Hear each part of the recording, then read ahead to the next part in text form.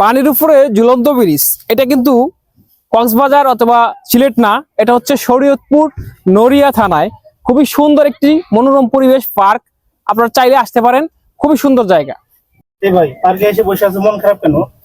ভাই 100 টাকার টিকিট দিয়ে ঢুকছি, ভিতরে চিড়িয়াখানা আছে, অনেক কিছু আছে ভাই। আধা ঘন্টা ধরে ঘুরতেছি ভাই, কোন জায়গায় যে চিড়িয়াখানা এটাই খুঁজে পাইতেছি না।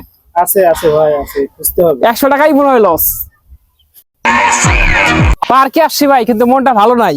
মন খারাপ থাকলে কি পার্কে ঘুরতে মন চায়?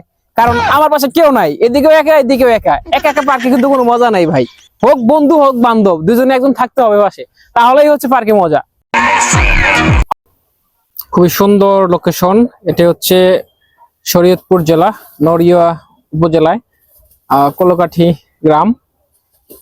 পার্কটা এত সুন্দর এবং এত সুন্দর ভিউ, এবং এরিয়াটা অনেক বড়। মোটামুটি আপনার 10 থেকে 25 মিনিট সময় লাগবে যদি আপনি একটানা হাঁটেন শুধু ঘুরতে ঘুরতে। এবং ছোট বাচ্চাদের জন্য নাগরদোলা, এটা কিন্তু শুধু ছোট বাচ্চাদের জন্য, বড়দের জন্য। তবে আমার কিন্তু এখানে উঠতে অনেক ভয় লাগে, কারণ এটা অনেক উঁচু, যদি পড়ে যাই তাহলে সব শেষ। তাই আমি এটাতে উঠতে চাই না।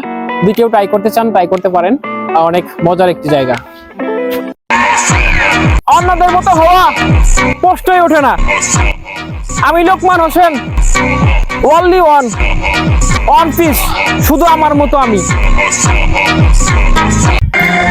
ইতিমখানার দেওয়ালে ইটের টুকরো দিয়ে লেখা ছিল, কথা ছিল অনেক, বলা হয়নি বাবা, আরেকবার ফিরে আসো না। সারাদিন রোজা রেখে সন্ধ্যার পরে জুড়ায় প্রাণ, আবারও আমাদের মাঝে ফিরে এলো পবিত্র মাহে রমজান। চাচার কথা শুনে আমি অবাক।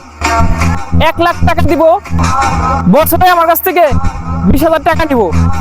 চাচা কয় নিলে নাম, আর নিলে না করে দাও। আমার সময় নাই, আসরের আজান দিছে, নামাজও যাইতে হবে। কি করো তুমি এখানে?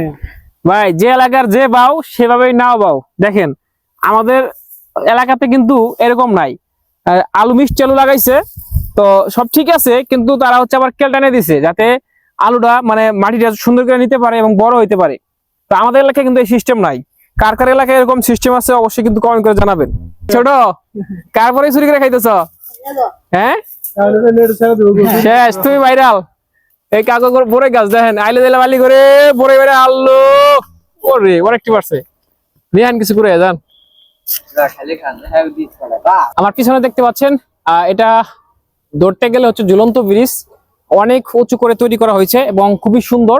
এখানে মোটামুটি 4টা ব্রিজ একসাথে লাগানো, মানে এই দিক থেকে সেদিক, ওই দেখতে পাচ্ছেন লোকজন দাঁড়িয়ে আছে। অনেক উঁচু কিন্তু ওটা কিন্তু অনেক উঁচু, ঠিক আছে। এখান থেকে হয়তো দেখা যাচ্ছে যে নিচু।